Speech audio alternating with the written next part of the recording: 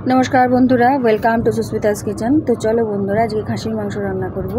तो आमी किभाबे रान्ना करी तोमरा भिडियोटा कन्टिन्यू करते थाको। तो एखाने पेঁয়াজ निये निয়েছিলাম 250 ग्राम, तार साथे शुकनो लंका तेल दिए भालो करे आमी पेঁয়াজটা भेजे निয়েছি। एखाने निয়েছি आदा रसुन जिरे धने शुकनो लंका समस्त भालो करे पेस्ट करे निয়েছি। पेस्टটা दिए दिलाम। এবার ভালো করে কষিয়ে নেব মশলাগুলো সমস্ত। তার সাথে আছে লং এলাচ দারুচিনি, ওটাও আমি পেস্ট করে নিয়েছিলাম। এবার পেঁয়াজ বাটা দেব 3 চামচের মতো।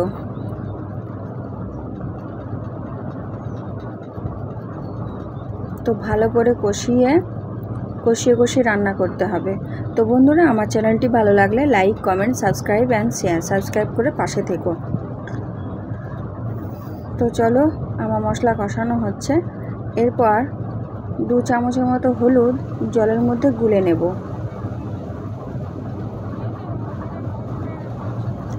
আর এদিকে মাংসে আমার গোলমরিচ গুঁড়ো দিয়ে দিয়েছি। এটা আছে 1 চামচের মতো গোলমরিচ গুঁড়ো, কারণ আমার মাংস আছে 800 গ্রাম। এবার ভালো করে কষিয়ে নিতে হবে। মশলাটা মেনলি ভালোভাবে মশলা কষাতে হবে। আর এখানে আমি 2টো আলু ডুমো ডুমো করে কেটে ভেজে তুলে রেখেছি, আর পেঁপে 2টো। দেখো মাংসটা কীরকম সাইজ, আর মাংসটা খুব সুন্দরই মাংস নিয়ে এসেছিলো।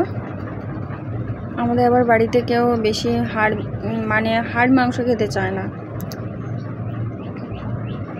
তো মশলা কষানো হয়ে গেছে, দিয়ে দিলাম মাংস।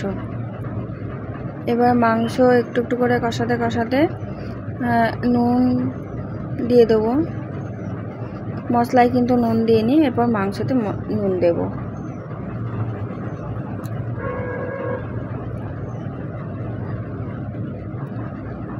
পরিমাণ মতো নুন দিয়ে দিলাম।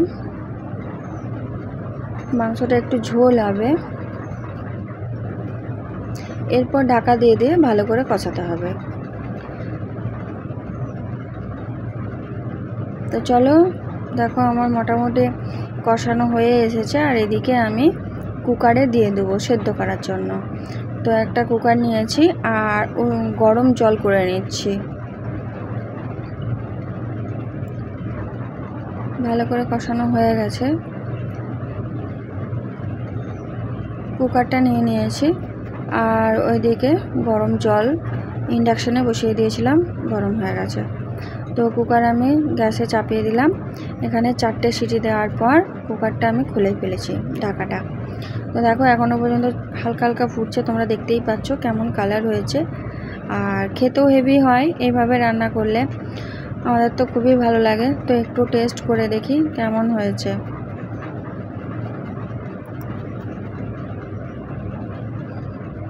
তো বন্ধুরা আমার চ্যানেলটি ভালো লাগলে like comment subscribe and share, subscribe করে পাশে থেকো।